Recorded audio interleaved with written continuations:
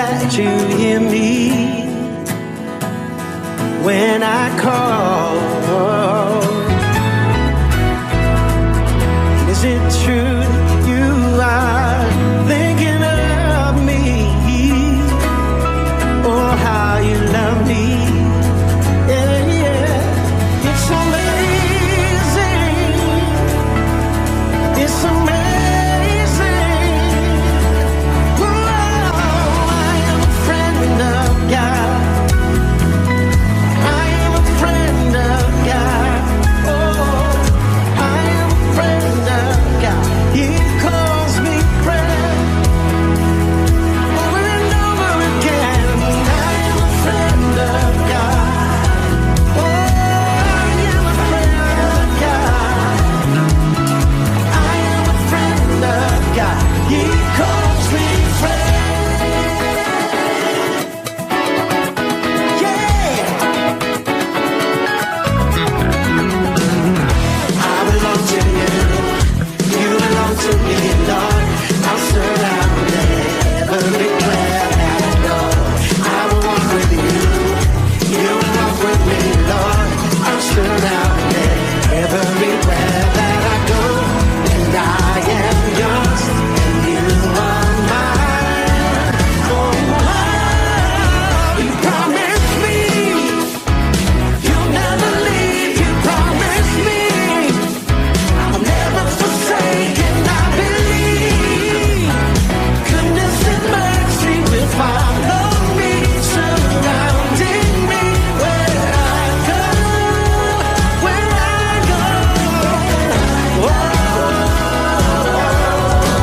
where I go, everywhere that I go,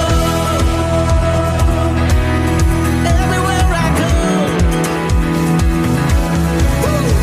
Say, Lord, you are good and your mercy endureth forever. Lord, you are so good. You are good and your mercy endureth forever. Sing it again, Lord, you are good. You are good and your mercy endureth forever.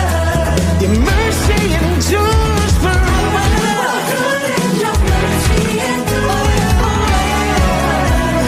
People from every nation, people from every nation and tongue, from generation to generation, we worship you. Hallelujah. So we worship you for who you are. Yeah, we worship you. Hallelujah. We worship you for who you are. Who you are.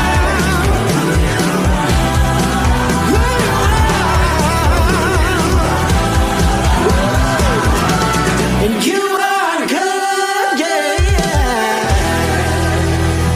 Woo.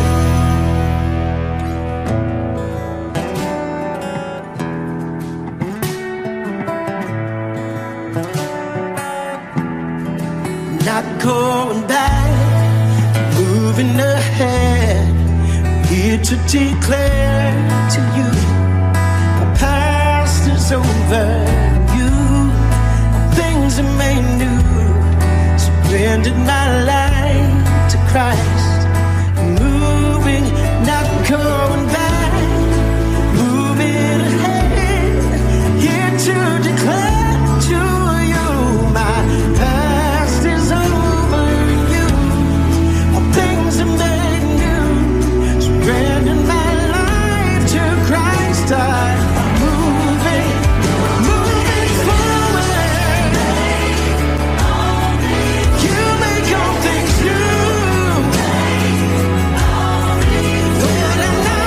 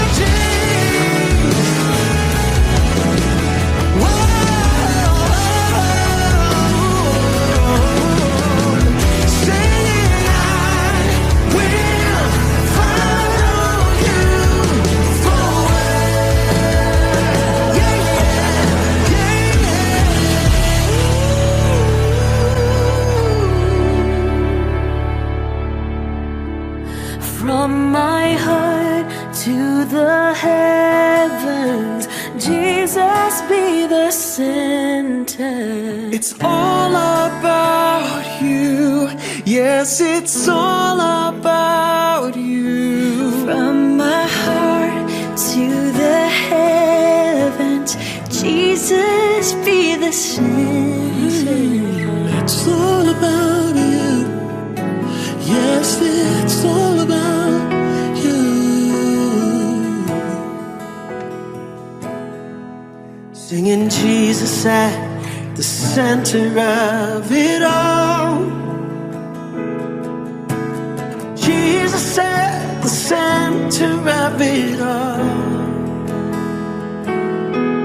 From beginning to the end, it will always be, it's always been you, Jesus.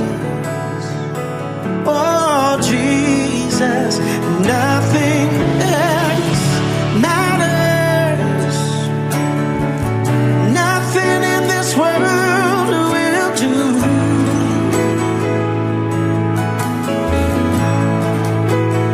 Jesus, you're the center. Oh, everything revolves around you. Jesus, you. Nothing else matters. Nothing in this world will do. Oh, Jesus, you're the center. Everything revolves around you. Jesus, you.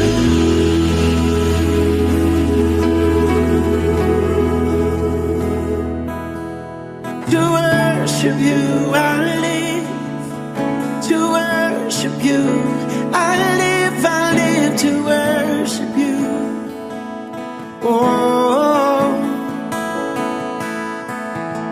to worship you, I live. To worship you, I live to worship you. Oh, to worship you, I live. To worship you, I live to worship you. Jesus, oh, to worship you, I live to worship you. I live to worship you.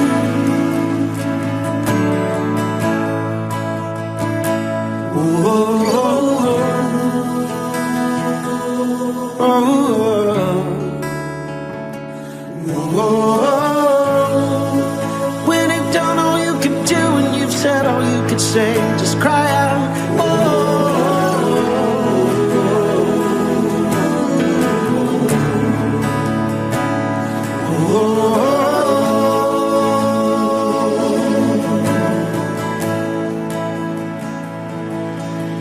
Sing it holy, holy, holy, Lord God Almighty.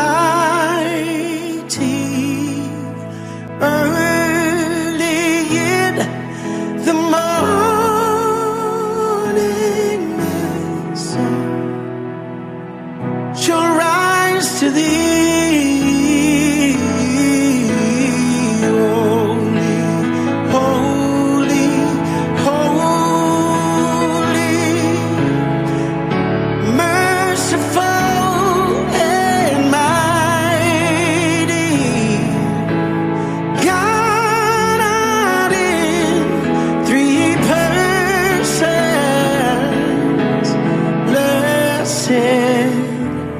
Trinity, God in three persons, blessed Trinity.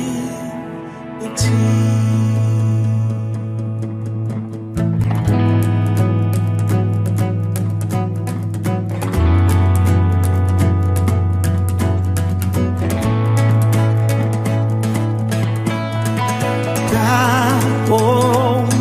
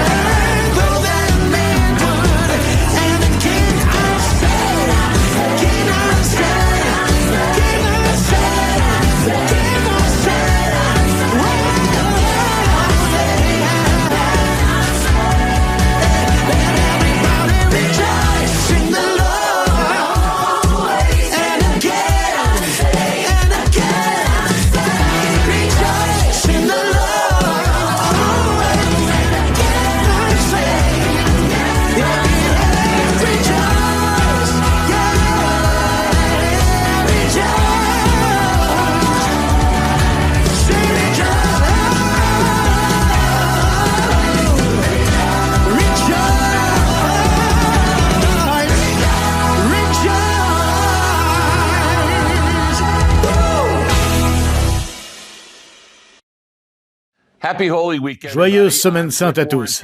Je suis Rick Warren, pasteur de l'église Saddleback et auteur de Une vie motivée par l'essentiel. Je tiens à remercier Israel of Town pour nous conduire dans notre premier culte d'adoration aujourd'hui. Nous t'aimons Israël. Bienvenue à la 41e édition du Rassemblement mondial de prière pour Pâques, pour les pasteurs et les leaders d'église. Comme je l'ai dit, je suis Rick Warren. Il y a 41 ans cette semaine, ma femme Kay et moi avons fondé l'église Saddleback, ici en Californie du Sud. Notre tout premier culte a eu lieu le dimanche de Pâques 1980. Donc cette Pâques est en fait notre 41e anniversaire en tant que famille d'église. Dès le début, j'ai commencé une rencontre avec des pasteurs. D'abord juste une, puis deux, puis trois dans notre région. Puis cela a pris de l'ampleur jusqu'à devenir le rassemblement annuel de prière pour Pâques. Ensuite, nous l'avons transformé en petit déjeuner. Nous voulions simplement nous réunir et prier les uns pour les autres alors que nous commencions la semaine la plus importante de l'année. Et comme je l'ai dit d'abord, c'était juste un rassemblement de quelques pasteurs dans ma ville. Ensuite, nous l'avons élargi à tous les pasteurs du comté d'Orange. Puis il a grandi et a concerné toute la Californie du Sud. Puis l'année dernière, en 2020, nous avions l'intention de l'étendre aux 58 comtés de Californie. Mais ensuite, la pandémie mondiale de COVID-19 a frappé. Et j'ai commencé à recevoir des courriers et des appels de pasteurs découragés partout dans le monde, où se déroulaient les cultes de Pâques annulés à cause du COVID-19. Et je savais que nous avions besoin d'internationaliser et d'inviter des pasteurs du monde entier à se rassembler au début de la semaine de Pâques, pour prier les uns avec les autres et pour prier les uns pour les autres. Eh bien, nous l'avons fait lors de la dernière Pâques. Nous avons organisé un rassemblement mondial en ligne et environ 1 200 000 pasteurs et dirigeants d'église du monde entier se sont joints à cet événement auquel vous participez maintenant. Alors permettez-moi de dire ceci. Si vous vous sentez seul à Pâques, vous devez réaliser que vous ne l'êtes pas. Et dans l'heure que nous allons passer ensemble, des pasteurs du monde entier vont prier avec vous et vont prier pour vous. Maintenant, laissez-moi vous expliquer. Chaque année, nous nous réunissons en tant que pasteurs de tous les courants, dénominations et tribus du christianisme, non pour parler de nos différences et de nos particularités, mais pour célébrer notre amour commun pour notre Sauveur ressuscité, Jésus-Christ. Il n'y a pas de favoritisme, il n'y a pas de projet politique autorisé dans ces réunions. Il s'agit simplement de prier et d'adorer ensemble. En tant que pasteurs et dirigeants d'église, nous préparons nos cœurs pour diriger tous les cultes de la Semaine Sainte qui nous attendent cette semaine. Maintenant, bien sûr, cette Pâques 2021 est tout à fait unique dans le monde entier. Il y a des églises qui se battent encore à différents niveaux de la pandémie de COVID-19. De nombreux endroits à travers le monde sont toujours en confinement complet, tandis que dans d'autres, il y a des églises qui sont autorisées à se rencontrer, mais avec des restrictions sévères. Mais je suis ici pour vous dire que bien que nous ne sommes pas tous en mesure de nous réunir pour Pâques, la résurrection de Jésus-Christ sera toujours célébrée partout, dans les cœurs et les maisons de milliards de personnes. 2,3 milliards de croyants chrétiens dans le monde. C'est une personne sur 3 sur cette planète qui honorera Jésus-Christ tout au long de la semaine et du week-end. Nous pouvons être séparés, mais nous ne sommes pas seuls. Nous pouvons être séparés, mais nous ne sommes pas isolés. Pâques n'est pas un endroit, c'est une fête. Et maintenant, avec la technologie, comme nous le faisons en ce moment, nous pouvons nous réunir et nous connecter plus que jamais, depuis n'importe où dans le monde, pour adorer et prier ensemble. Parce que c'est à présent un rassemblement mondial de pasteurs et de dirigeants d'église, je voulais une voix pour chaque continent pour nous conduire ensemble dans notre prière. J'ai donc invité 6 pasteurs différents, représentant les 6 différents continents pour nous conduire cette année. Voici les pasteurs respectés à qui j'ai demandé en 2021 de représenter chacun des continents dans la prière. Premièrement, pour représenter le continent africain, j'ai demandé au pasteur William Okoye de nous conduire. Et il va nous conduire dans la prière pour tous ceux qui pleurent les pertes que nous avons connues cette année. Pertes avec les décès dans la famille ou parmi les amis, pertes dans notre communauté, pertes de moments ensemble et de cultes d'adoration. Il va nous conduire. Puis deuxièmement, représentant l'Europe, j'ai demandé à l'évêque Dominique Ray de nous conduire dans la prière pour tous ceux qui ont été touchés par la pandémie l'année dernière et pour que cela augmente la réceptivité spirituelle pour entendre l'Évangile. Puis, troisièmement, représentant le continent sud-américain, j'ai demandé au pasteur Romeo Taracena de nous conduire dans la prière pour l'unité au sein de nos églises et pour la puissance que nous avons lorsque nous sommes unis. Puis, quatrièmement, représentant le continent nord-américain, j'ai demandé au pasteur Derwin Gray et à sa femme Vicky de nous conduire à prier pour la réconciliation que nous ne pouvons avoir que par la croix. Puis cinquièmement, j'ai demandé au pasteur John O, représentant l'Asie, de prier pour les pasteurs, alors que nous préparons nos messages de Pâques, de partager l'espérance de Christ. Puis sixièmement, représentant également le continent asiatique, j'ai demandé au pasteur Peter Tanchi de prier pour les pasteurs en particulier, pour leur santé et leur sécurité et la protection de leur famille. Enfin, à la fin de ce temps de prière, je reviendrai et clôturerai avec quelques mots d'encouragement, particulièrement pour vous qui servez le corps du Christ. Je vous aime et remercie Dieu pour vous. Je prie tellement pour vous. Ensemble, partout dans le monde, nous prierons pour l'onction de Dieu sur votre vie, pendant que vous prêcherez le Christ, tout au long de cette semaine sainte de la Pâque. À présent, entre certains temps de prière, nous allons être conduits dans l'adoration par quelques amis à moi. Vous avez déjà entendu Israel Houghton, et vous allez aussi entendre CeCe Winans, et vous allez entendre notre équipe de louanges de Saddleback qui va nous conduire dans l'adoration. Maintenant, notre format est très simple, ce n'est pas compliqué. Tout d'abord, le pasteur parlera d'un sujet pour lequel nous prierons ensuite. Après, nous aurons un temps de silence, où vous pourrez prier personnellement sur ce sujet. Malheureusement, n'étant pas tous au même endroit, on ne peut pas s'asseoir autour de tables et, comme nous l'avons toujours fait par le passé, prier les uns pour les autres, en écoutant les prières de chacun. Alors, vous prierez en silence pour tous les autres pasteurs à cet appel. Puis enfin, notre pasteur représentant chaque continent priera à haute voix pour vous et pour tous les autres pasteurs et dirigeants d'église participant à cet événement. Encore une fois, merci d'avoir donné de votre temps pour participer à ce rassemblement mondial de prière à Pâques pour les pasteurs et les dirigeants d'église. Je sais que vous allez être bénis. Et je serai de retour avec vous à la fin pour partager un mot de clôture. Maintenant, commençons notre temps de prière. Il n'y a aucun doute à cela, nous avons vécu une année très particulière. Les nations, les individus, les familles ont été dévastés par la crise du coronavirus.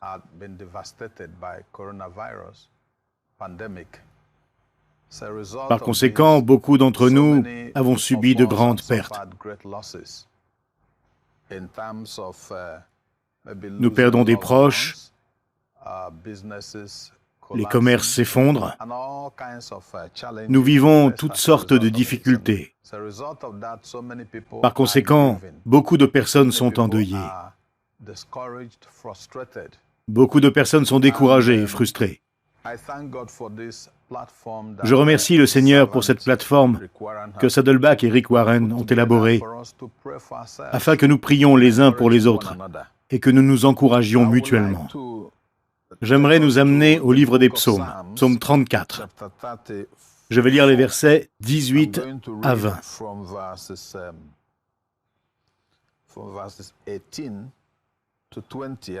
Je lirai d'abord la version King James. Et ensuite celle de The Living Bible. Le Seigneur est proche de ceux dont le cœur est brisé. Il sauve les esprits abattus. Nombreux sont les malheurs pour le juste, mais de tous, le Seigneur le délivre. Il garde tous ses os, et aucun d'entre eux n'est brisé. Si maintenant nous le lisons dans la version The Living Bible, il est dit « Le Seigneur est proche de ceux dont les cœurs se brisent. Il sauve ceux qui se repentent de leurs péchés. » Le juste n'échappe pas au malheur, il les vit également, mais le Seigneur l'aide dans chacun d'entre eux. Aucun de ses os n'est brisé. C'est vraiment encourageant pour nous de savoir que peu importe la perte, la souffrance, peu importe les difficultés que nous avons vécues et que nous vivons encore, durant cette pandémie, le Seigneur se préoccupe de nos inquiétudes. La Bible dit que tout ce qui nous touche, touche la prunelle de ses yeux. Et parce que c'est un Dieu qui répond aux prières, lorsque nous appelons son nom, dans nos difficultés, il nous écoute. Nous allons donc prier aujourd'hui et appeler le nom du Seigneur, qui nous visite dans nos souffrances et notre captivité. Certains ont souffert, dont moi-même. J'ai subi beaucoup de difficultés durant l'année passée.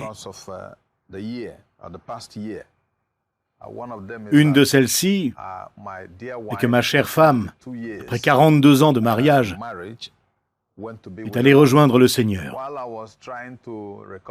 Et alors que je me remettais de cet événement, ma mère est morte. Et mon petit frère également. À l'issue de toutes ces difficultés décourageantes, nous avons perdu au moins 5 membres de notre église locale, l'un après l'autre. Nous étions totalement dévastés, c'était très difficile et éprouvant. C'était dur, mais la grâce de Dieu est ce qui nous a aidés. Le Dieu qui l'a fait pour nous le fera pour vous. Il est préoccupé par nos inquiétudes et il viendra vous rencontrer lorsque vous en aurez besoin. Une des choses que nous avons résolues face à toutes ces difficultés est que nous ne laisserons pas nos problèmes nous éloigner de Dieu. Nous laisserons nos problèmes nous rapprocher de Dieu, car nous réalisons que si nous laissons les problèmes nous éloigner de Dieu, nos problèmes s'empireront. Lorsque nous laissons nos problèmes nous rapprocher de Dieu, nous étudions plus la Bible, prions plus, sommes plus proches de Dieu et lui obéissons, faisons sa volonté et essayons de toucher la vie des autres. Nous expérimentons la guérison. Je prie que la guérison soit accordée à tous ceux d'entre nous qui ont vécu une perte ou qui ont souffert. Que Dieu vous encourage. Le Dieu de la restauration va restaurer ce que vous avez perdu. En d'autres mots, il fera de votre situation un outil dans les mains du Saint-Esprit afin d'accomplir le plan divin et le but de votre vie. Prions maintenant. Pour tous ceux qui ont perdu des proches, ou ont subi des difficultés dans leur travail, ou une autre forme de souffrance, nous allons maintenant prier 1 minute.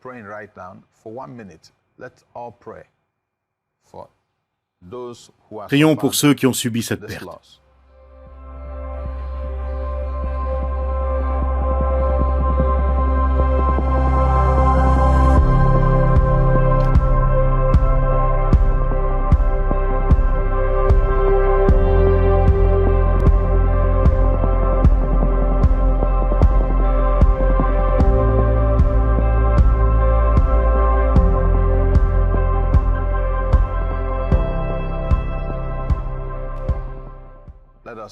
Terminons maintenant. Père de grâce, nous te remercions, car tu es formidable. Merci, car d'après ta parole, tu es préoccupé par nos inquiétudes. Tu ressens notre souffrance. Tu nous comprends dans tous nos problèmes et difficultés. Père, nous prions pour tous nos chers frères et sœurs. Des familles, communautés et églises ont souffert ou ont subi des pertes à l'issue de cette pandémie. Père Céleste, visite-les dans leur souffrance et dans leur captivité. Visite-les là où ils en ont besoin. Restaure ce qu'ils ont perdu. Comme tu le fais à ta manière, transforme ce que l'ennemi, le diable, a créé pour faire le mal, en un outil dans les mains du Saint-Esprit, afin d'accomplir ton plan divin et le but de leur vie. Apporte un certain réconfort par le Saint-Esprit et ta grâce dans leur vie. Dans ton honneur, ta louange et ta gloire, nous prions dans le nom de Jésus. Amen. Je vous demande, chers frères, de prier pour tous les jeunes adultes qui sont découragés et qui ont perdu leur foi en la vie. La pandémie a créé de terribles effets psychologiques sur les jeunes. Beaucoup d'entre eux pensent au suicide, et beaucoup se sont suicidés. Ils se sentent seuls parce que le monde leur a dit qu'il n'y a pas de Dieu, et que la vie est seulement une question de science. Mais face à la solitude, la science ne peut rien faire pour nous. Presque tous les jours, depuis le début de la crise, quand je lis le journal du matin,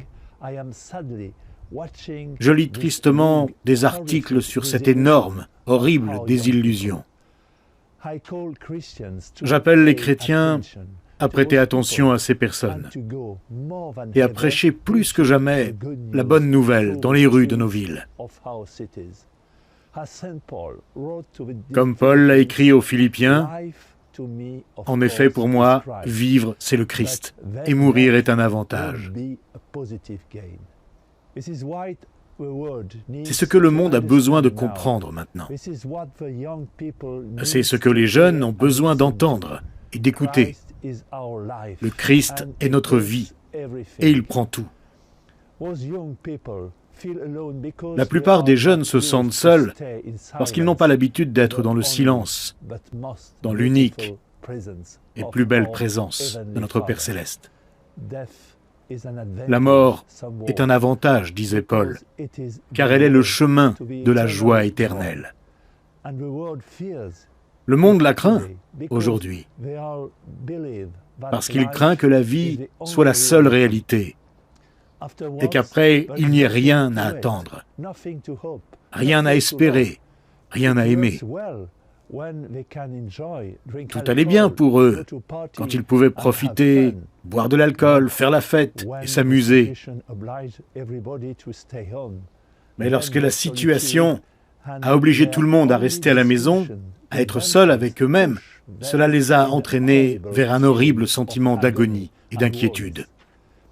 Nous devons prier pour tous ces jeunes gens, pour les aider à croire en un Dieu unique et tout-puissant qui nous permet de dire que la vie est belle, quoi qu'il arrive. Parce que le Christ lui-même est mort pour moi personnellement. Mourir ne peut pas être une mauvaise nouvelle.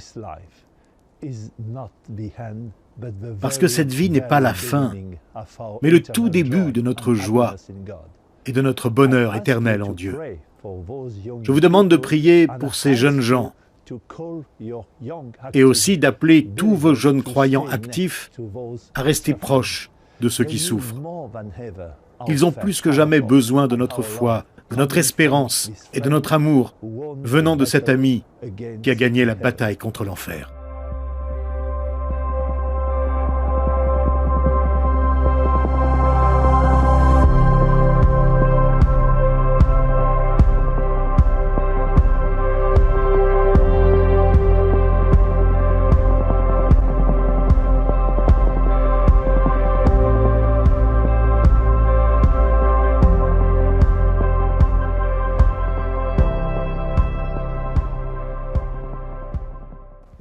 Père Céleste, Seigneur, je te demande aujourd'hui d'apporter de l'espoir à tous les jeunes qui ont perdu toute force de vivre, qui ne trouvent plus aucune raison de se battre pour leur propre existence, qui croient qu'ils sont inutiles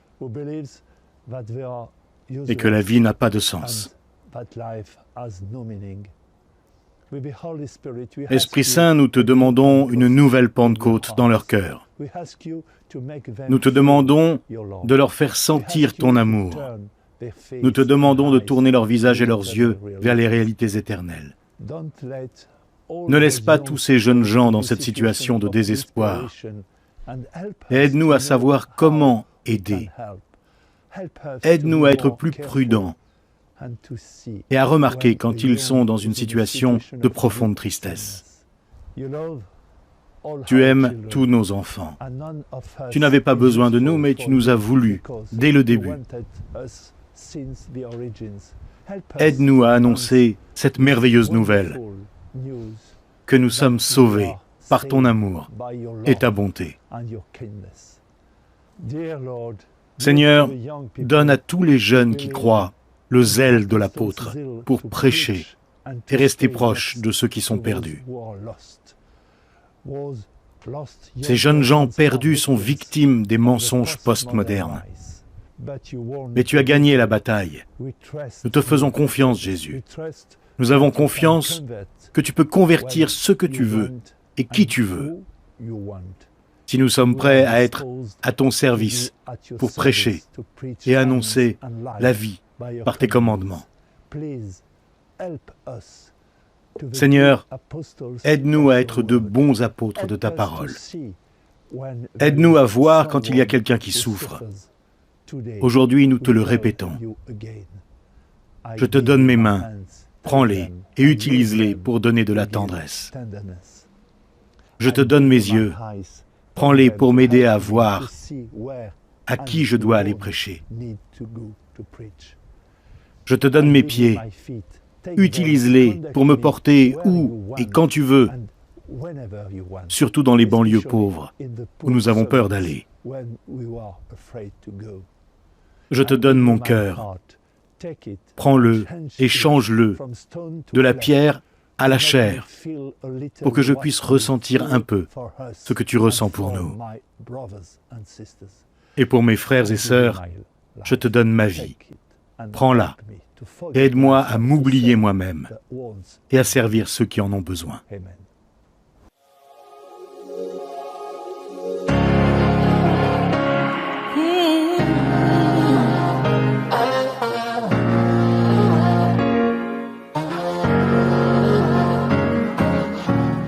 Miracles when you move, such an easy thing for you to do.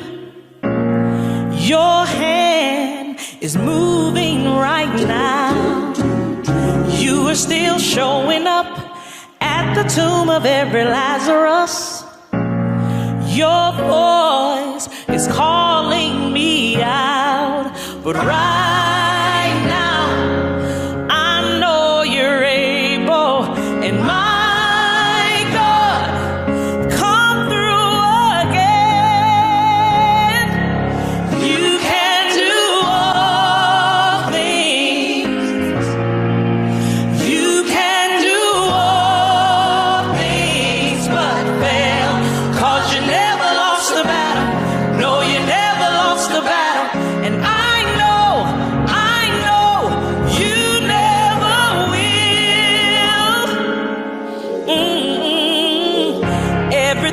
possible by the power of the Holy Ghost. A new wind is blowing right now, breaking my heart of stone, taking over like it's Jericho, and my walls are all crashing down. But right now I know you're able, and my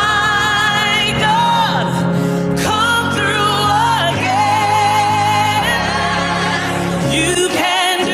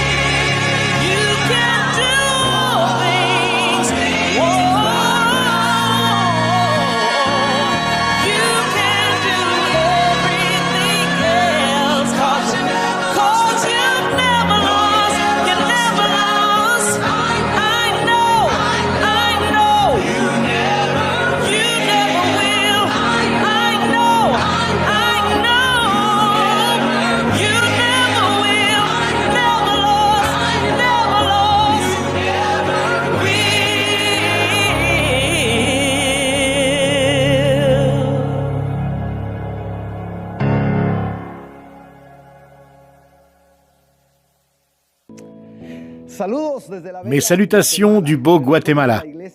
J'aimerais vous rappeler que l'Église du Christ n'a jamais perdu de bataille. Elle grandira toujours. Et rien ni personne ne peut l'arrêter d'accomplir son objectif.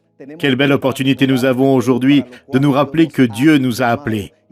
Nous sommes porteurs de la bonne nouvelle de la réconciliation que Dieu offre au monde par Jésus-Christ. Il est vrai que nous vivons toujours en tant qu'Église durant cette période de pandémie. En réalité, dans beaucoup de pays d'Amérique latine, comme le nôtre au Guatemala, nous continuons sans pour autant voir la lumière à la fin du tunnel concernant la COVID-19.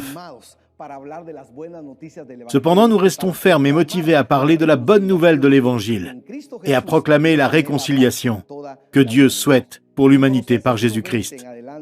Colossiens 1, versets 20 à 23 dit « Et par lui, en parlant de Jésus-Christ, Dieu a réconcilié l'univers entier avec lui.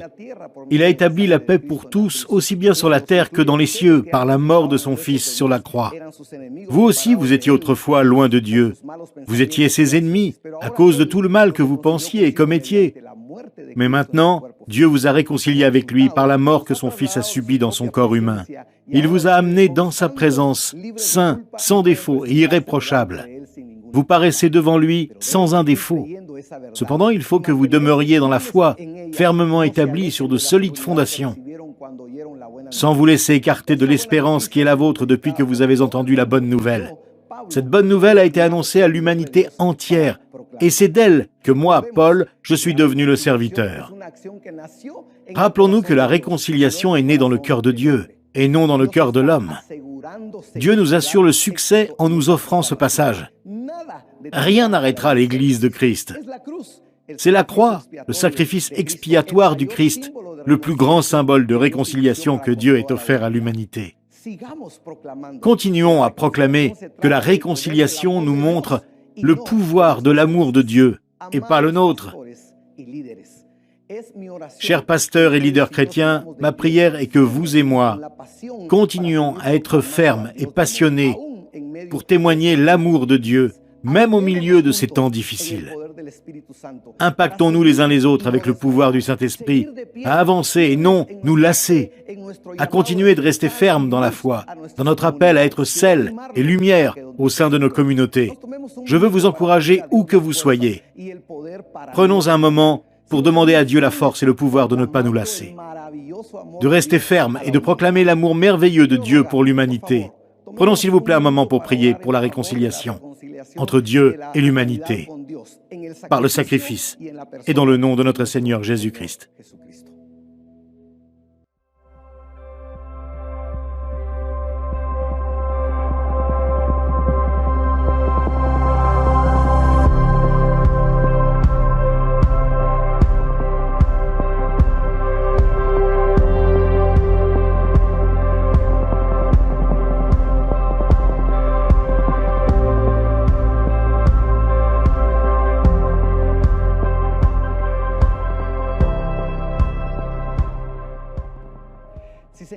Si vous vous retrouvez avec votre femme ou vos enfants, essayez de vous prendre les mains et de prier ensemble notre Dieu de bonté. Seigneur, accompagné de cette armée victorieuse de pasteurs et de leaders chrétiens dans les congrégations locales du monde entier, nous voulons te prier aujourd'hui pour une renaissance. S'il te plaît, entends nos cœurs et notre cri dans cette prière, Seigneur. Seigneur, nous te prions de déverser ta grâce en chacun de nous qui te servons, afin que nous puissions proclamer ta parole. Nous prions de refléter ta grâce dans notre comportement et nos discours. Laisse-nous, Seigneur, te représenter ici sur terre et montrer ton sourire à ceux qui sont tristes. Permets-nous d'être ta voix pour apporter réconfort et paix à ceux qui nous entendent. Nous prions aussi que ta puissance vienne sur chacun d'entre nous. Nous prions pour une bonne santé. Remplis-nous de ta force afin d'apporter ta parole de réconciliation à chaque coin du globe. En commençant par notre foyer, dans nos communautés et nos églises locales, donne-nous de la force Donne-nous la santé. Nous plaidons tout cela dans le nom du Seigneur Jésus-Christ. Seigneur, nous te demandons également de nous élever. Nous soumettons nos demandes pour que ton onction soit répandue dans chacun de nos cœurs.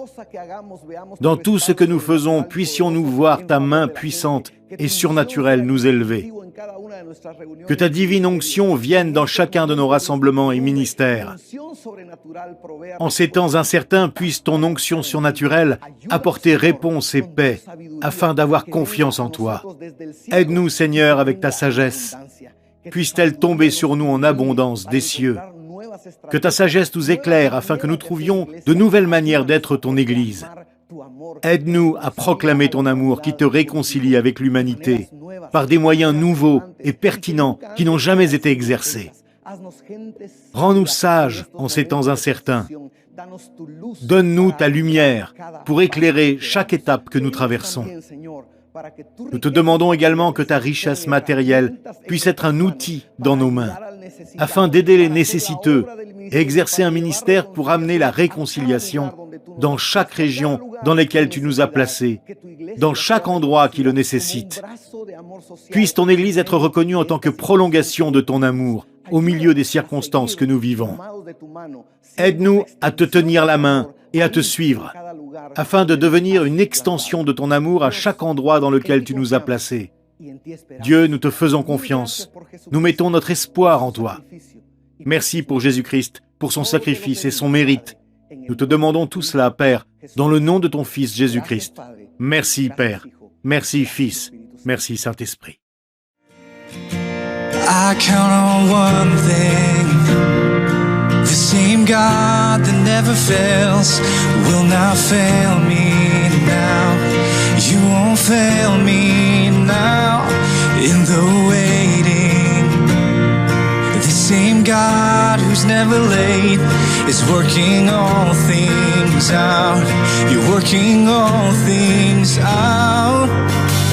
Yes, I will lift you high in the lowest valley. Yes, I will bless your name. Yes, I will sing for joy when my heart is heavy all my days. Yes, I will.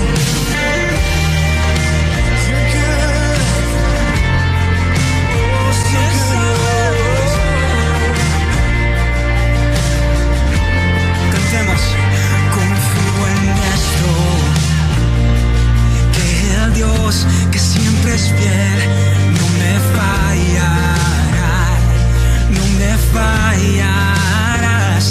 Y en la espera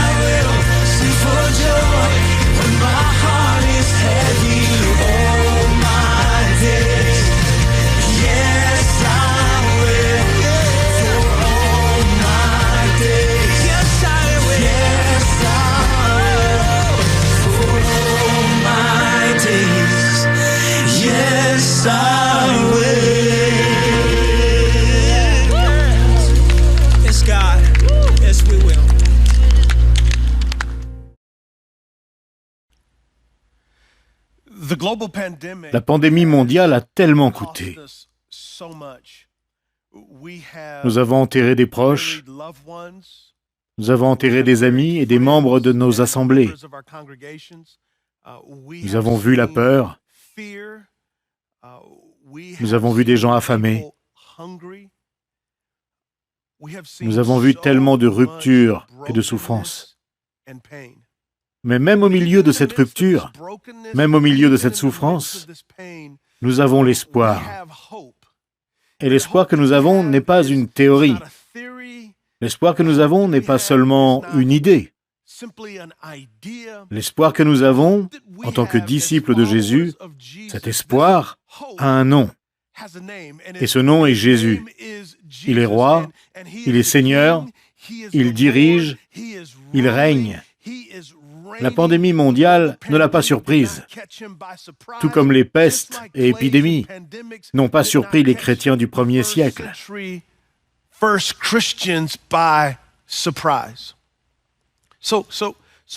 Que pouvons-nous donc faire alors que nous nous approchons de Pâques? Le joyau de notre foi, le magnus opus que ce fabuleux orchestre qu'on appelle l'Évangile joue, tel un chant d'espoir et tel un chant d'amour. Que pouvons-nous faire alors que nous avons tant perdu? Eh bien, la première chose à faire est de se rappeler de ceci.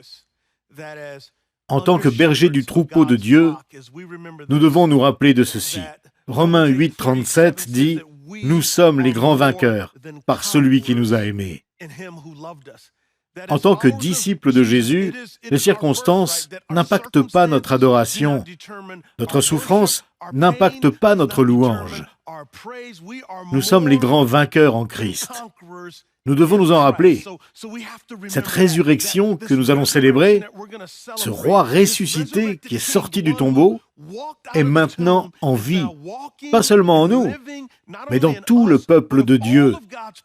Et Pâques est le moment où nous revenons à la réalité, qui est que celui qui s'est élevé hors du tombeau est celui qui s'élève en nous.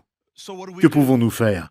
Nous ne devons pas seulement nous rappeler que nous sommes les grands vainqueurs en lui et en son amour pour nous, mais nous devons aussi nous rappeler que Jésus a dit « Vous aurez à souffrir dans le monde, mais courage, j'ai vaincu le monde ». Notre courage se trouve en Christ. Il est notre force, il est notre source de sagesse, il est notre source de renouveau, il est notre source de provision, il est notre source. Il est un Dieu qui nous accompagne. Nous nous rappelons donc que nous sommes les grands vainqueurs et nous nous rappelons que nous sommes courageux en Jésus-Christ. Dans un instant, ma femme et moi allons prier. Mais j'aimerais juste me concentrer et prier silencieusement. Je voudrais que vous pensiez à l'intense réalité que celui qui est sorti hors du tombeau élève en nous. Il vit en nous. Nous sommes les grands vainqueurs et nous sommes courageux. Faisons un moment de silence.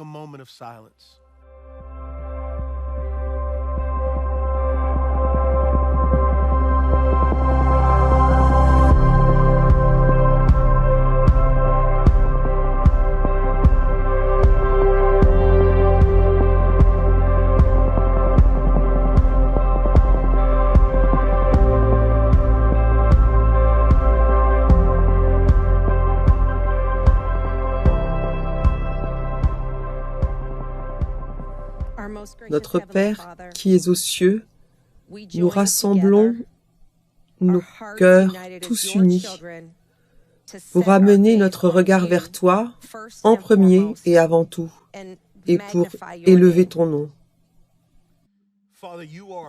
Père, tu es grand et bienveillant. Tu es parfait. Tu es merveilleux de toutes les manières. Tu es souverain et en contrôle de tout. Seigneur Jésus, tu es roi et tu es bon. Tu es la définition même de l'amour. Seigneur Jésus, ta grâce est plus que suffisante. Seigneur, tu es Jéhovah Jireh. Tu es le Dieu qui subvient à nos besoins. Seigneur Jésus, tu es le guérisseur. Seigneur, tu es le roi. Tu es le Dieu qui voit. Tu vois, tu sais. Tu aimes, tu protèges, tu subviens à nos besoins. Dieu et Saint-Esprit, nous te remercions d'être ta demeure, d'être ton temple, d'être les porteurs de ta présence, d'être comblés, d'être appelés. Nous sommes les grands vainqueurs en Christ, car nous sommes courageux en celui qui a vaincu la mort, le péché et le mal. Dieu, nous te prions. Tu as amené ton Fils sur cette terre pour nous ramener à toi alors que nous étions pécheurs.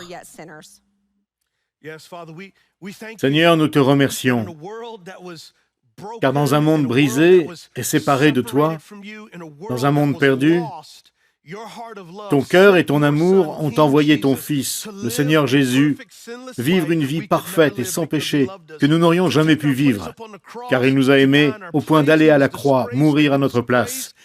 Il fut déshonoré pour nous donner sa grâce, et des veines d'Emmanuel, son sang a coulé, non seulement pour nous pardonner, mais pour nous justifier et nous accepter. Lorsqu'il est mort, nous sommes morts avec lui dans la tombe. Mais lorsqu'il s'est élevé à nouveau, il nous a réconciliés pas seulement avec lui, mais entre nous, pour que chaque nation, tribu et langue soit unie à Jésus. Le Seigneur Jésus a anéanti ce mur de division, de racisme, d'intolérance et de préjugés. Le sang de Jésus amène le renouveau. Il amène les Juifs et les non-Juifs à n'être qu'un en lui. Seigneur, vivons dans le pouvoir de ton sang et dans le pouvoir de ton unité.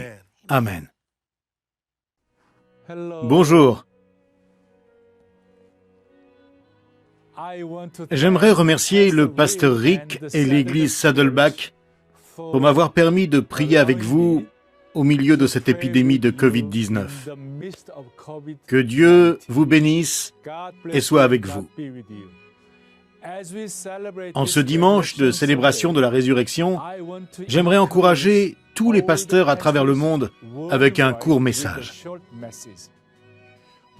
Nous célébrons le dimanche de la résurrection parce que nous croyons que la résurrection de notre Seigneur Jésus-Christ est un fait réel de l'histoire.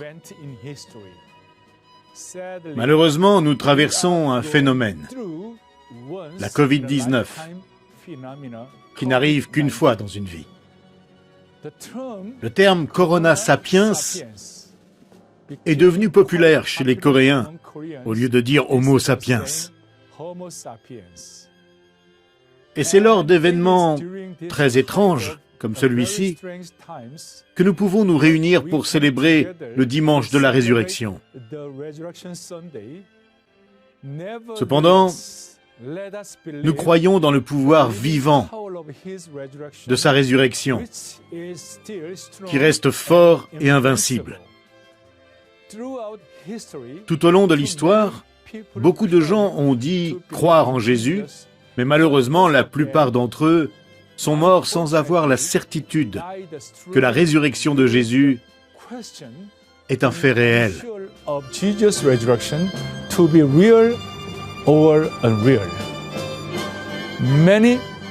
Certains sont décédés sans la conviction de la réalité de cet événement.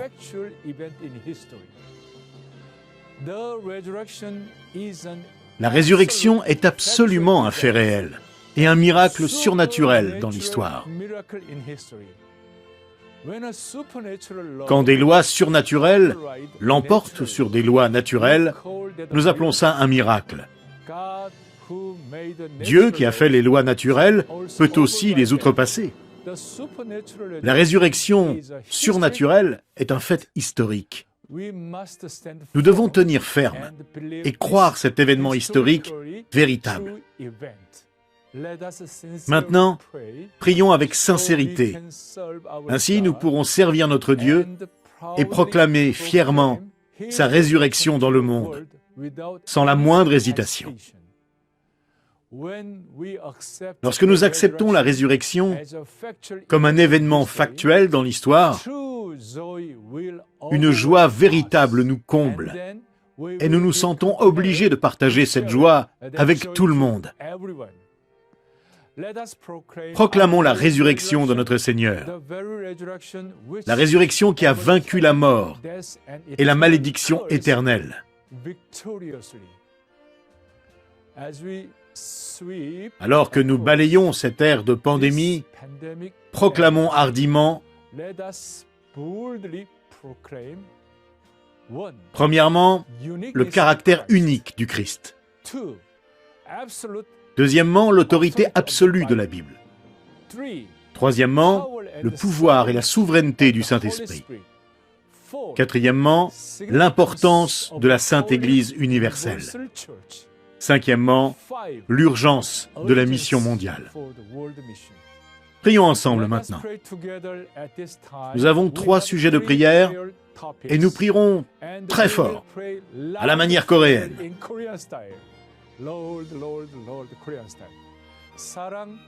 Mes collègues, l'église Sarang et son équipe de 120 pasteurs s'uniront à nous pour ce temps de prière ensemble. Alléluia. 주여 응답의 문을 열어 주옵소서. 주여 응답의 문을 열어 주옵소서.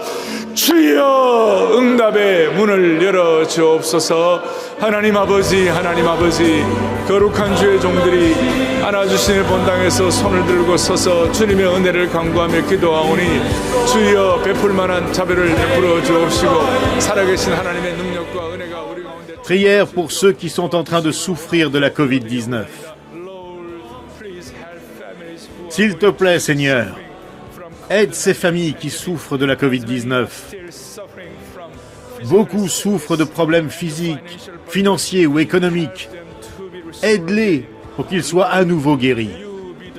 Seigneur, tu es le vrai espoir pour ceux qui souffrent de solitude ou de dépression, qui sont hospitalisés ou en quarantaine. 아버지 하나님 삶으로는 감당할 수 없지만 주님이 주시는 대로 감당할 수 있는 줄로 믿사오니 아버지 하나님 도우시고 인도하시고 새롭게 하시고 복음의 영광과 능력이 우리 가운데 충만할 수 있도록 도와주시기를 원하고 기도드리옵나이다. Lord, let all of your children Prière pour l'Évangile, afin qu'il soit partagé avec ceux qui souffrent durant ce dimanche de la résurrection. Seigneur, laisse tous tes enfants se rassembler pour célébrer ce dimanche de la résurrection en un seul corps et un seul esprit. Puisse ce dimanche de la résurrection servir nos voisins et nos familles qui connaissent des difficultés en ce moment. Qu'ils puissent entendre et embrasser le message de la résurrection et recevoir Christ comme leur Seigneur et Sauveur. Laisse-les dépendre de toi pour persévérer pendant cette période difficile de Covid-19.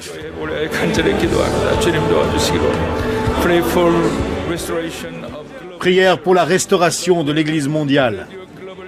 Laisse ton Église mondiale se rassembler pour porter notre croix et partager de manière proactive la puissance vivante de la résurrection.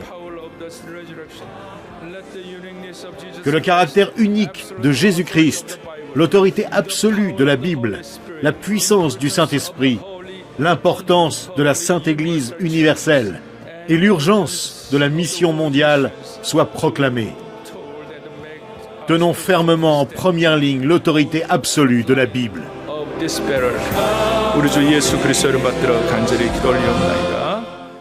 Amen. Merci pour le privilège de partager ceci avec vous depuis les Philippines. Une de mes grandes découvertes et passions est l'importance de la famille. J'aimerais que chacun d'entre nous puisse passer du temps à prier pour les familles chrétiennes. Qu'est-ce que je veux dire par là? C'est la réalité. J'ai remarqué que de nombreuses familles de dirigeants chrétiens sont attaqués par le diable. J'ai découvert que si les familles des pasteurs et des dirigeants ne sont pas en bonne santé, cela aura un impact sur la vie familiale de l'Église tout entière. Priez pour un réveil spirituel, en particulier pour la famille, parce que la famille est fondamentale. C'est l'invention de Dieu, afin que son royaume soit préservé et étendu. Mais c'est triste à dire, la réalité est que de nombreuses familles de dirigeants, pasteurs, diacres et anciens sont attaqués. J'ai vu des enfants se détourner du Seigneur. J'ai vu des familles se désintégrer. Imaginez, quel sera l'impact sur la société? Quel sera notre impact sur le monde si les familles ne sont pas centrées sur le Christ, si les familles ne sont pas caractérisées par l'amour, la joie, la paix? Prions pour que toutes les familles apprennent à appliquer ce que j'appelle le principe MRI. Pour une famille en bonne santé, le principe MRI signifie modèle. Que tous les parents soient un bon modèle. Veillez à ne pas crier.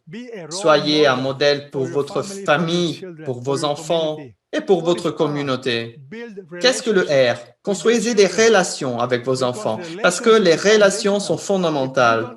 Si vous ne passez pas de temps, si vous ne construisez pas la relation, comment les enfants réagiront-ils à nos valeurs? Alors, construisez des relations. Et pour finir, le I signifie intentionnalité. Sans intentionnalité, la famille deviendra accidentelle. Nous devons faire une priorité d'être intentionnels dans la discipline de notre famille et de nos enfants. Comment cela se fait? En étant un modèle. Comment on fait ça? En construisant des relations. Comment on fait ça? En étant intentionnel. Soyez un modèle en matière de valeurs et de caractère. Laissez vos enfants vous voir servir et aimer le Seigneur en se pardonnant les uns les autres. Vous pouvez voir pourquoi c'est si crucial. Demandez-vous, comment pouvez-vous améliorer en tant que père, en tant que mère, en tant que leader? Prenons une minute pour prier en privé et demander à Dieu d'examiner nos vies et nos familles, d'examiner notre propre modèle. Avons-nous été un bon modèle? Prions.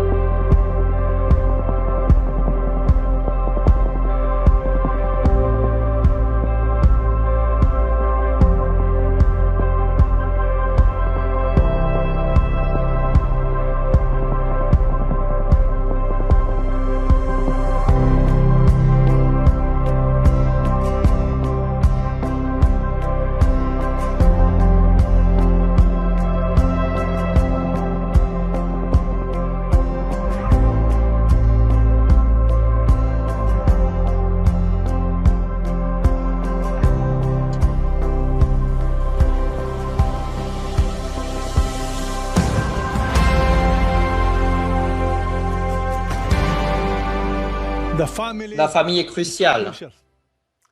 Si les familles ne sont pas en bonne santé, l'Église ne sera pas en bonne santé. Si l'Église n'est pas saine, la société ne sera pas saine. Nous devons donc commencer par la base. Soyez un modèle. Influencez votre famille. Prions. Notre Père qui est aux cieux, au nom du Seigneur Jésus-Christ, nous te remercions et te louons pour le privilège de venir devant vous, pour le privilège de prier, pour le privilège d'intercéder. Nous profitons de cette occasion pour prier, pas seulement en notre nom, mais au nom du corps du Christ. Au nom de tous les responsables chrétiens, en particulier pour nos familles et leurs familles. Seigneur, c'est ma prière, notre prière collective, que tu guideras tous les leaders de ce réseau à être de bons modèles pour leurs enfants et leurs familles. Seigneur, rappelle-nous combien le concept du modèle est puissant. Rappelle-nous que les mots sans action n'ont pas de sens. En fait, ils peuvent devenir pires. Alors, je prie pour tous les pères, maris, mères, épouses, pour tous les dirigeants représentés ici, que nous puissions prendre au sérieux l'importance de discipliner notre famille en étant d'abord un bon modèle. Et ensuite, Seigneur, je prie pour que nous ayons de bonnes relations, que nous apprenions à donner la priorité à l'importance de s'aimer les uns les autres, l'importance de se pardonner les uns les autres. Père, je sais qu'il y a beaucoup de foyers où l'amour est absent. Ils restent ensemble, mais il n'y a pas de véritable amour. Beaucoup de relations entre les dirigeants, entre les églises, entre les membres des églises, ne sont pas basées sur l'amour. Alors, aide-nous à développer de bonnes relations avec nos enfants, notre famille et avec nos dirigeants.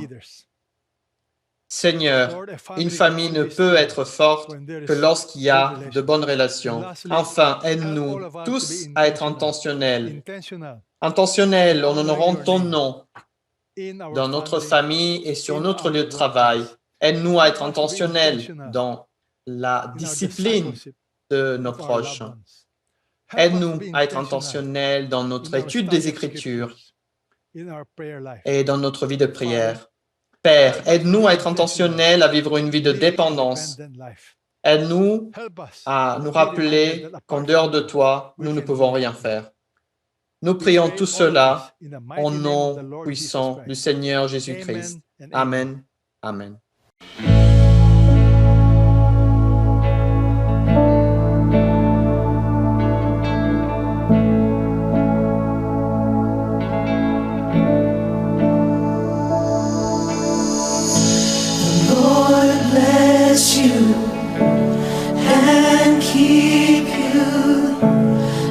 His face shine upon you and be gracious to you. The Lord turn his face toward you and give you peace.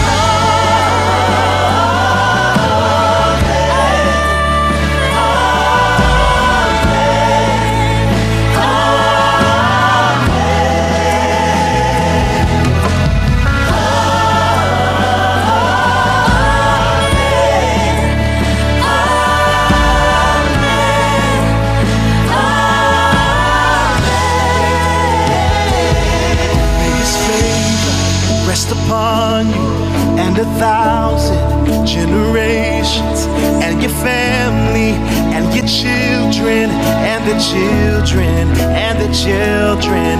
May his favor rest upon you and 1,000 generations, and your family and your children and the children and the children.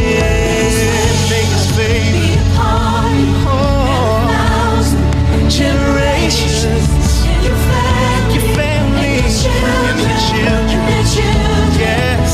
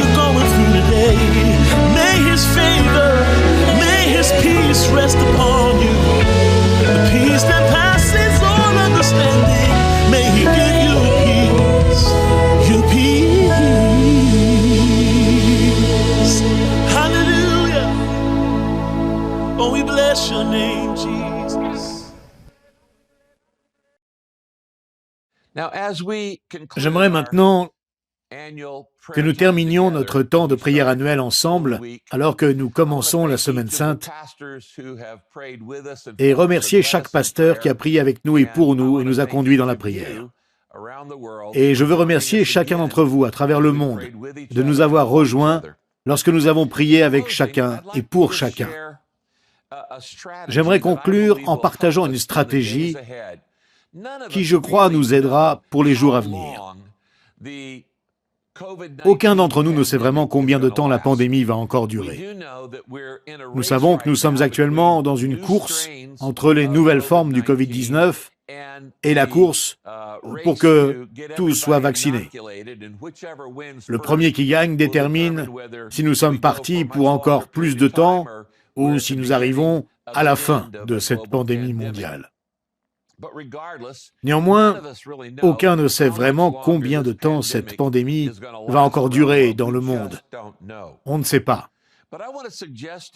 Mais j'aimerais vous rappeler que Jésus nous a donné une stratégie, et il nous l'a donnée dans la parabole du semeur. Peu importe si cette pandémie dure plus ou moins longtemps, nous devons apprendre la leçon de la parabole du semeur et des graines. Vous savez, Jésus a raconté cette parabole et elle est tellement importante qu'elle est mentionnée dans 3 des 4 évangiles. Elle est dans Matthieu, dans Marc et encore dans Luc. Quand quelque chose est mentionné 3 fois, on sait que c'est important. Et je crois que la parabole du semeur et des graines est en fait la clé de la stratégie que nous devrions avoir en tant que pasteurs et ministres de l'Évangile, et que notre Église devrait appliquer, peu importe combien de temps cette pandémie va durer. Vous avez tous prêché, je suis sûr, sur la parabole du semeur. Vous savez ce que la Bible dit. Et Jésus nous a dit qu'il y a 4 types de sols représentant 4 différents types de cœurs. Il y a le bord du chemin, et comme vous le savez, le bord du chemin représente le cœur fermé. C'est sur ce sol que les graines plantées ne germent pas. Elles restent à la surface, car le sol est si dur qu'elles ne peuvent le pénétrer. Alors les oiseaux viennent manger les graines, et Satan vole les graines de l'Évangile avant qu'elles n'aient le temps de devenir des fruits. Le bord du chemin représente la résistance du cœur fermé. Il y a ensuite le sol peu profond. Et le sol peu profond représente le cœur superficiel. Il est dit que les graines créent quelques racines et qu'elles poussent très vite, mais que lorsque la chaleur arrive, elles se mettent à brûler. Il n'y a pas assez de racines, et donc elles ne durent pas. Le sol peu profond représente la réaction superficielle face à l'Évangile. D'accord? Ce qui nous amène au 3e type de sol, qui est le sol épineux. Le sol épineux représente le cœur distrait. La graine est là, et l'Évangile est entendu. Mais tout cela s'étouffe dans les problèmes de ce monde. Et l'attachement à la richesse, le sexe, l'argent, le plaisir, et la fierté, la convoitise de la chair, la convoitise des yeux, la fierté de la vie, ces choses causent de la distraction. Et les graines n'arrivent donc pas à avoir des racines assez fortes. Et elles ne créent jamais de fruits. Mais ensuite, la 4e terre représente la bonne terre. Et la bonne terre reçoit les graines. Elle représente le cœur ouvert qui reçoit la bonne nouvelle, qui reçoit l'Évangile. Et les graines produisent des fruits. Comme Jésus dit, 30, 60 et même 100 graines. Elles se multiplient. Maintenant, si je suis un semeur de graines, si je suis fermier, c'est mon travail de semer la plupart des graines là où je vais avoir les meilleurs résultats. Je ne devrais pas gâcher mes graines sur le bord du chemin, le sol épineux ou le sol peu profond. Mais je devrais planter mes graines de l'Évangile, et me concentrer sur les gens qui les reçoivent le mieux. Ce n'est pas mon rôle de préparer le sol. Ça, c'est le rôle de Dieu. Ce n'est pas mon rôle de préparer les cœurs. C'est le rôle de Dieu. Mon rôle, en tant que bon fermier, est de semer un maximum de graines et d'en être un bon serviteur, en les semant là où elles pousseront le mieux, sans avoir à m'en faire. Maintenant, si la parabole est vraie, et bien sûr elle l'est, car elle est racontée par notre Sauveur Jésus-Christ, cela veut dire qu'à n'importe quel moment de notre vie, 3 personnes sur 4 ne sont pas intéressées par l'Évangile. 3 personnes sur 4 avec lesquelles vous partagez la bonne nouvelle ne réagiront pas correctement. Cela veut dire que 75% des gens avec qui vous partagez la bonne nouvelle ne sont pas intéressés, à aucun moment donné. Vous devez vous concentrer, en tant que bon serviteur, à mettre le plus de graines là où elles auront le plus grand nombre de réactions. Maintenant, voilà la question. Si Dieu est responsable de préparer les cœurs, ce n'est pas mon rôle de préparer les cœurs, ce n'est pas mon rôle de préparer le sol, c'est le rôle du Saint-Esprit, de rendre les gens réceptifs. Je ne peux pas les rendre réceptifs. Seul le Saint-Esprit peut faire cela. Et si à n'importe quel moment, 75% des gens autour de moi ne sont pas réactifs, alors je dois me concentrer sur les 25% qui sont les plus réceptifs à la bonne nouvelle. Voilà la question. Comment Dieu transforme la terre dure en bonne terre? Comment transforme-t-il les cœurs hostiles et insensibles en cœurs réceptifs à la bonne nouvelle? Et la réponse est qu'il envoie une tempête et qu'il fait tomber un déluge d'eau. Et il adoucit la saleté, et il adoucit le sol dur, et il le rend réceptif en créant une tempête dans la vie.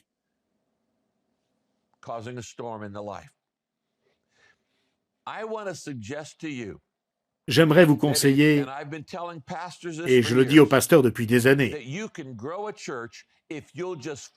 vous pouvez monter une église si vous vous concentrez sur les gens qui vivent une tempête.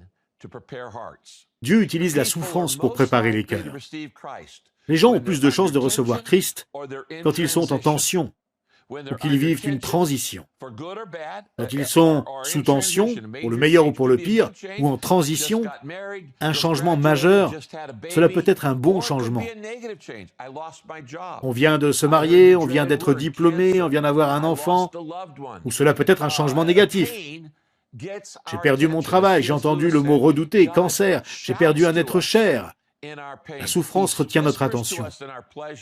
Comme C.S. Lewis disait, Dieu crie dans notre douleur.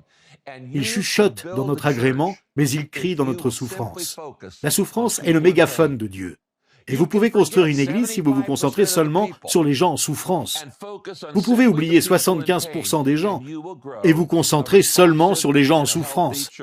Et vous construirez une église réceptive et saine et vous amènerez plus de gens à Christ que vous ne pouvez l'imaginer. Mais pourquoi je dis ça? Car c'est le rôle de Dieu de rendre les gens réceptifs. Et à un moment ou à un autre, tout le monde connaît la souffrance. Ils ne la vivent peut-être pas maintenant, mais ils vont la vivre à un moment. Il y a peut-être un homme dans votre ville qui a entendu l'Évangile une douzaine de fois, qui a 60 ou 70 ans, et qui a été résistant toute sa vie. Mais un jour, il va vivre la souffrance. Sa femme va mourir, ou il va apprendre la mauvaise nouvelle d'une maladie grave, et là, il sera adouci par une tempête. Et quand il l'est, alors il est réceptif. Alors vous arrivez avec la bonne nouvelle et la partagez au bon moment. Dieu est responsable de préparer les cœurs. Nous sommes responsables de semer les graines. Si vous vous concentrez seulement sur les gens en souffrance, inévitablement, les gens vont souffrir dans leur vie. Maintenant, en ce moment, à cause de cette pandémie, il y a plus de gens en souffrance qu'à probablement n'importe quel moment de notre vie. La souffrance physique, la perte de proches à cause du Covid-19, ou bien ils ont perdu leur travail, où ils ne peuvent pas voyager, où ils n'ont plus à manger, ou autre chose. Mais ils souffrent, et Dieu a leur attention. J'aimerais donc vous challenger à Pâques. Concentrez-vous sur la souffrance que les gens vivent et aussi à observer comment ils réagissent à la bonne nouvelle. C'est la parabole du semeur. Et c'est la stratégie que nous devrions adopter. Et que la pandémie dure encore 6 mois, 1 an ou plus, si nous nous focalisons sur la souffrance des gens, nous amènerons des gens à Christ. Les mauvaises nouvelles pour le monde en sont de bonnes pour l'Église, car les gens sont plus réceptifs quand ils ont mal. Les mauvaises nouvelles pour le monde en sont de bonnes pour l'Église. L'année dernière, l'Église Saddleback a amené plus de gens à Christ qu'en n'importe quelle autre année, en 41 ans d'histoire. Plus de 21 000 personnes ont donné leur vie à Christ grâce à l'Église de Saddleback. La plupart d'entre eux, grâce au témoignage personnel. Près de 15 ou 16 000 ont été personnellement amenés à Christ par des membres de l'église de Saddleback qui étaient en souffrance. Ils n'avaient soit pas de nourriture, soit pas de travail, ils étaient sans objectif, sans espoir, peu importe. Dieu a eu leur attention par une sorte de souffrance. Et nous sommes arrivés et nous avons partagé l'amour de Christ.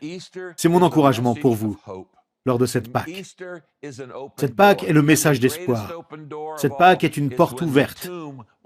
Et la meilleure des portes ouvertes est quand le tombeau s'est ouvert pour que le Sauveur puisse être vu vivant. Je vais prier pour vous toute cette semaine. J'espère que vous prierez pour chaque autre église et chaque autre pasteur. Et qu'ensemble, nous voyons cette semaine la plus grande récolte en nous concentrant sur les gens qui souffrent durant cette pandémie. Laissez-moi terminer en priant pour vous. Père Céleste, nous ne savons pas pourquoi les choses se passent. Nous ne connaissons pas le timing des choses qui se passent. Nous ne savons pas combien de temps cette pandémie va durer. Mais nous savons de ta parole que les bonnes graines plantées dans un bon sol ont de bons résultats. Et que c'est ton rôle d'adoucir le sol par la souffrance et la difficulté. Nous prions donc que tu nous donnes les yeux pour voir les gens qui souffrent autour de nous. Souffrance émotionnelle, physique, spirituelle, relationnelle, mentale, financière. Et que nous venions avec l'amour de Jésus-Christ. Et offrions amour, acceptation, soulagement et réconfort à ceux qui sont en souffrance.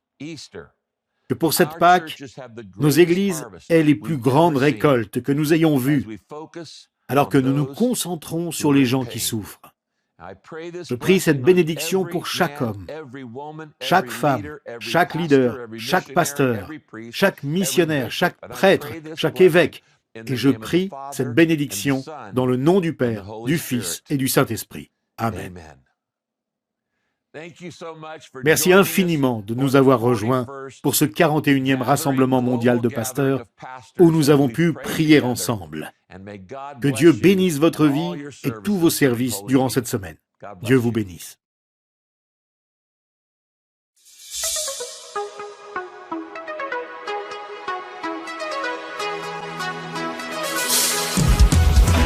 We invite you to sing along with us.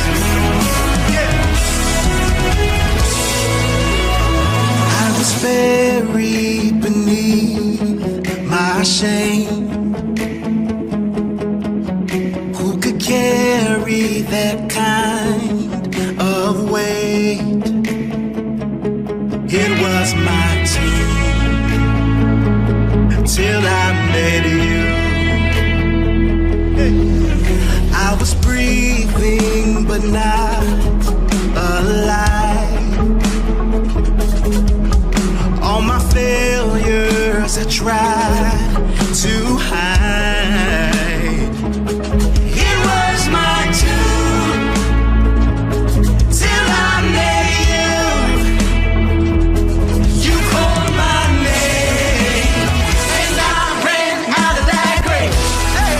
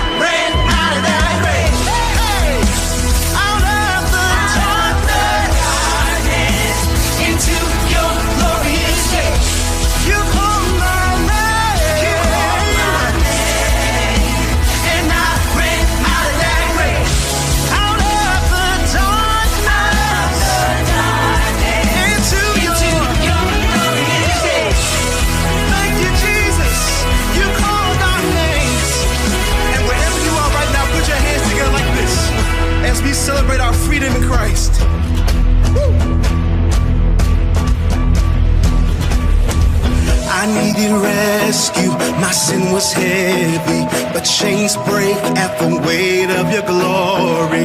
I needed shelter, I was an orphan, now you call me a citizen of heaven.